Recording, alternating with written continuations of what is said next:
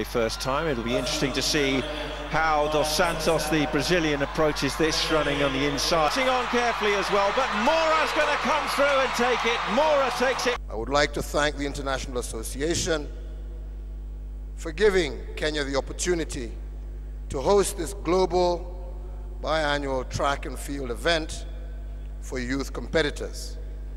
And I am pleased to note that Kenya is the second African country to host this event after Morocco, which hosted it in 2005. That from tomorrow, all Kenyan citizens wishing to come and be spectators of this great event, the gates will be open, and it shall be from tomorrow free admission to all.